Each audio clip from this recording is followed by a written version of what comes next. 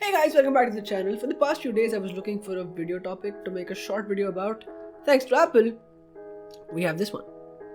So I've tried to slice this up into 3 different parts and I want to get over with the problems first. I just want to address them and get them over with because all those blogs, a lot of YouTube videos are really going to just talk about problems for the whole video.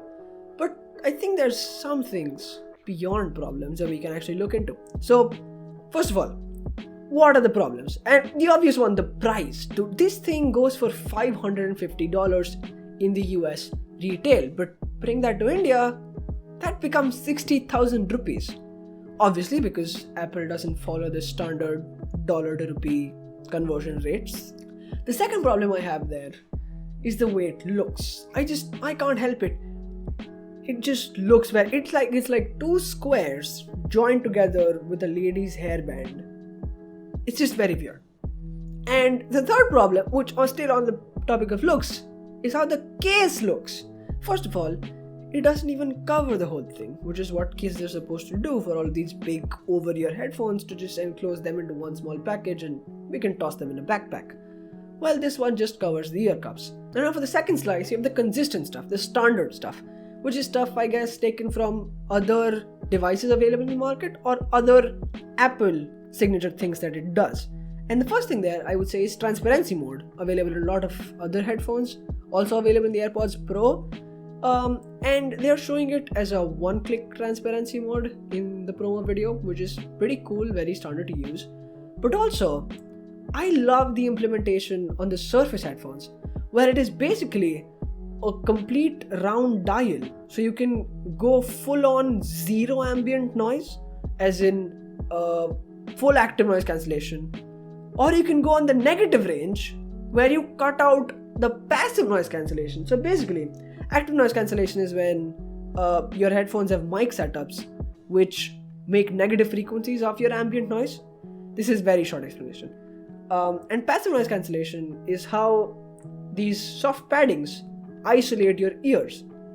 Now with the Surface headphones, you can also cancel out the hardware isolation. Basically, it amplifies your ambient noise. The second consistent thing I would go with is maybe the Apple build quality. Now, Apple has a standard manufacturing processes for all their products, so when you buy an iPhone, you know that it's going to feel a bit sturdy. It's going to be a reliable product. That's why even when people rant about iPhones all the time that, oh, it's missing these features, oh, it's this, it's not good, this Android phone is so superior, but at the end of the day, Apple is the $1 trillion company. And I'm not saying other phones are bad. I'm just saying Apple, with their own customer loyalty, doesn't mean that they take things for granted. So they have to deliver on the Apple brand name. So in a sense, it's the Apple brand name that's consistent. People know that this product will be reliable.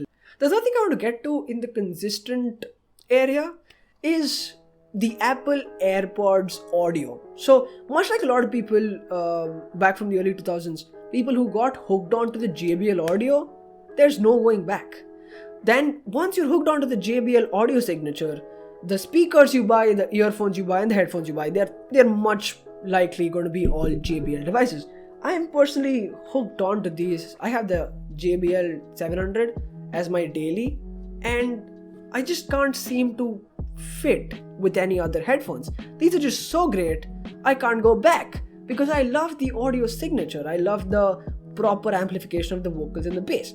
Now, with Apple, AirPods has done that kind of an iconic audio signature thing. And a lot of people who use AirPods, they don't like other audio devices, which is fairly justified. So people who would like AirPods and who would also have the money to spend on AirPods Max will definitely go for it. Now, for the most positive segment of this video, there are some things that I'm very, very excited about. And let's say for a moment, let's forget the price, let's forget the looks, but let's talk about the tech that matters, the tech that's inside. And in there, I saw spatial audio, and a while ago spatial audio was announced by Apple for the AirPods lineup, and I was super excited. I still haven't gotten to test it, but for me, the concept is very appealing. Now, for someone like me, I've been that kid who really forced my parents to buy the home theater setup, and I just genuinely enjoyed watching movies in complete surround sound. and that whole feeling of being immersed in the environment. So when someone says spatial audio and the way Apple wants to implement it, it just blows my mind. And it's not really easy to do that with in-ear headphones, but Apple still managed to get a really good response out of it. For some people, it was fairly mediocre, but for others, it was phenomenal.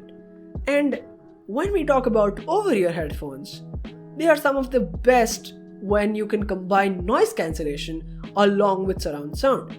So, considering they also have active noise cancellation and transparency mode, combine that with spatial audio, that could be a great package, especially with the way Apple makes their audio devices. Now that brings me to my second point in this segment, talking about the original AirPods. And every now and then, Apple actually does some things that are really, really different. Like when they did the crown on the Apple Watch. I've used that crown and it's a completely different experience. It's one of those things that really sets the Apple Watch apart from its competitors, the Galaxy Watch, the Galaxy Sports Edition, or Amazfits. And now they have the crown on the AirPods Max. Now that's sort of one more thing I'm bummed about. I want to see how they implement it on the AirPods Max. The utility of the crown has been really great on the Apple Watch, but I would be disappointed, even though low-key, but I would still be disappointed if they only use it as a volume rocker, because that's a very fancy volume rocker, to be honest. Add some more utility to it. If that happens, I'm going to be really happy, even though I'm never going to buy those. When Apple actually ditched the headphone jack and came up with AirPods, everyone was going loco. Everyone was like, they're crazy, they make a solution on stage for a problem they created 5 minutes ago, or whatever that time was. And to a great extent, that was true. But also, now AirPods are iconic. You can't change that fact. Apple maybe made a problem on stage and made a solution for it, but that solution is iconic. Now think about Boat for a moment. They are an Indian local company which makes all these headphones and true wireless headphones and neckbands and other wearables. They are today the 5th biggest company which makes wearable products globally. That is just bonkers to me, because the first position is Apple itself, and just 4 spots down that line is Boat, which essentially the first few products from Boat were AirPods clones. That's how much Apple can shake up the market. Whenever Apple makes a tech product, there's always 2 types of company coming behind them. There's one type who just wants to take shots at Apple, saying, oh, my product is better than yours, and just enlist so many reasons of why it's better. Companies who are a bit reluctant to change. The second type of companies are rather passive. They just silently follow Apple wherever they're going. They make their own copied version of the Apple product so as to stay relevant in this market. And most of these small and big markets that Apple influences, they have most of these passive companies which would just rather make their own version, their recycled thought, their recycled idea of the Apple concept and make a product based on that. Apple is the real trendsetter in the tech market globally, and we can't just turn a blind eye to that. I hope you liked the video, but also like a quick side note, I've been wanting to make a review about the JBL 700s that I've been using as my daily for about a month now, I guess, or maybe a month and a half or 2 months, and also the M31s, which is my daily. Also, we're thinking me and Vinil have the same damn phone, so we wanted to make a podcast about the M31s. We are always talking about all the different aspects of this phone, and in a lot of ways, this is kind of the mid-range king right now. So I would like to talk about that on the podcast. Let me know if that's a good idea. If you want to know more about any of these products. Also, if you have any other video ideas, please let me know. We would love to know what you like to watch in a daily and make something relating to that.